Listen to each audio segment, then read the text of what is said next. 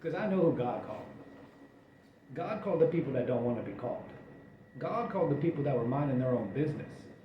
God didn't call the people that went to seminary. God didn't call the people that went to Bible college.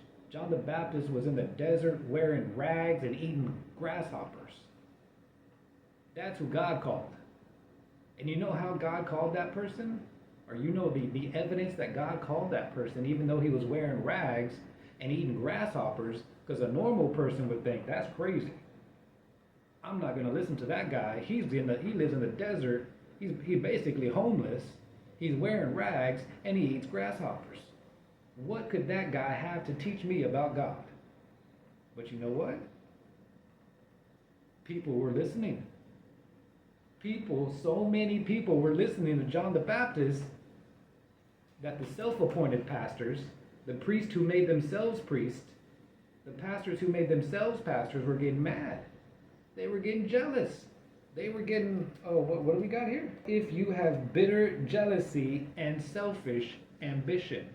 See, those Pharisees that were mad at John the Baptist, because people were listening to him, people were going to him, people were following him, people were being baptized by him, because he was the true chosen one of God to pave the way for Jesus. See, when God chooses you, it doesn't matter if you live in the desert and you wear rags and you eat locusts.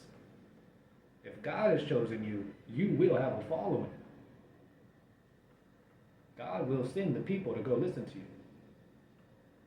But the selfish, ambitious pastors, the jealous, ambitious Pharisees were getting upset. Because they weren't chosen by God, so nobody was listening to them, because they didn't have the Holy Spirit. John the Baptist was filled with the Spirit. Because people, the Bible says, my sheep hear my voice. Right? The sheep heard John the Baptist's voice. But they weren't listening to the Pharisees no more, because the sheep were like, that doesn't sound like God to me. I know you look clean. I know you took a bath. I know you ate some good food. I know you wear fancy clothes. But you don't sound like God to me. John the Baptist, he lives in the desert, he's wearing rags, he eats grasshoppers, but when he speaks, I hear God.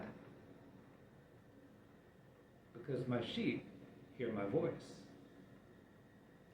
And the Pharisees, the self-appointed leaders, the self-appointed pastors, were mad about it because they had jealousy in their heart and selfish ambition.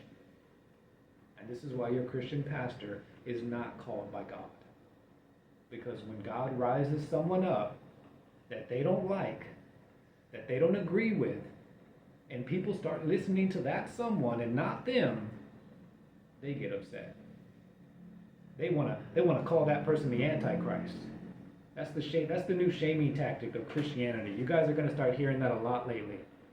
Because as Christianity kind of goes away, loses its, fame in the last days, Christianity will be completely abolished.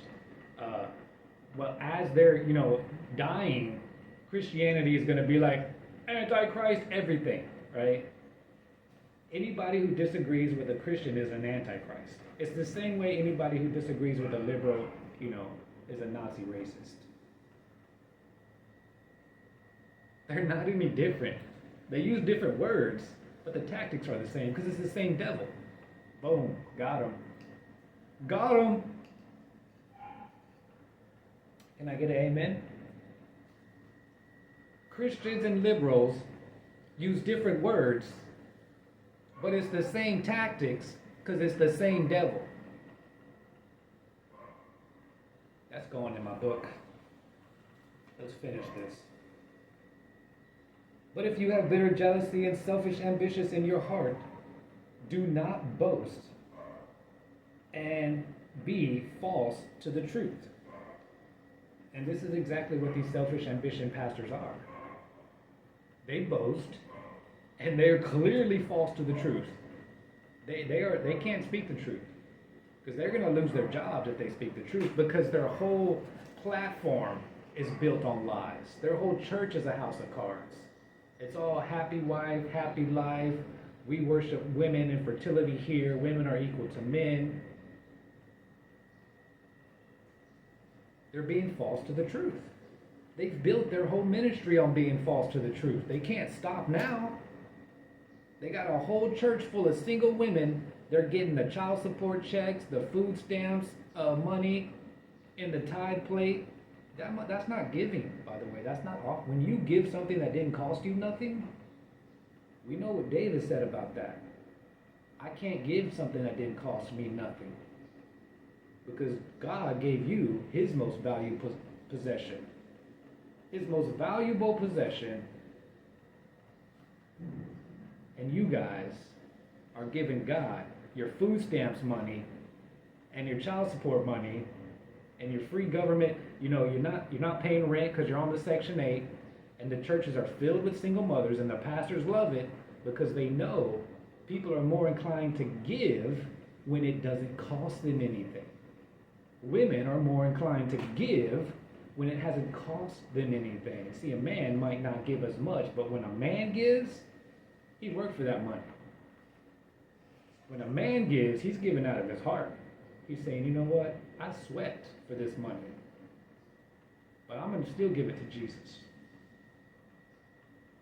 That's the difference between a man giving and a woman giving. When a woman gives, she looks at her husband and says, hey, look, I felt the Lord just tell me that we need to give $100. And the husband's like, I don't give a damn what the Lord just told you because I didn't hear it. But what do these weak husbands do? They come out the pocket because she's giving out of her emotions. It's not true giving. Then you wonder why you're giving and your life's not getting blessed.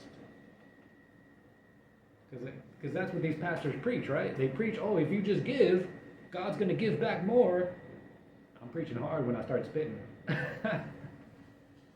If you just give, God will give you more. And so these women, they're like, oh, I want to give. See, they're giving with the intent to get back from God. That's not true giving either. You don't give a gift to somebody with like, and then just wait for your, okay, where's mine? Where's mine now? I gave you one.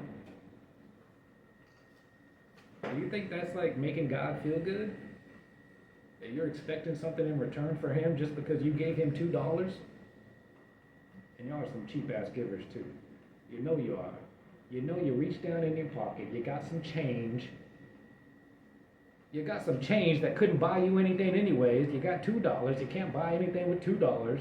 So you were like, well, I can't do anything with this $2 anyways. I might as well give it to Jesus. You gave Jesus your leftover scraps.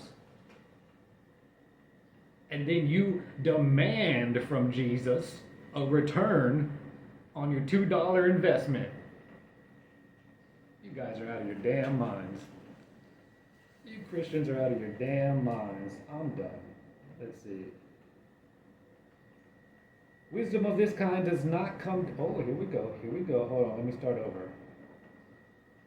But if you have bitter jealousy and selfish ambition in your hearts, do not boast and be false to the truth. Wisdom of this kind does not come down from above, but is earthly, unspiritual, and demonic. I really couldn't say it better myself. This sounds like how I've preached before. That's because the Spirit is in me, the Holy Spirit. This sounds like something I would say, and this is right out of the Bible. Let me read it again. Wisdom of this kind is earthly, unspiritual, and demonic. Your Christian pastor, who was not chosen by God, who self-appointed himself, the Bible says his wisdom is earthly, unspiritual, and demonic. And this is the guy that you listen to. These are the guys that you put your faith in to tell you about God.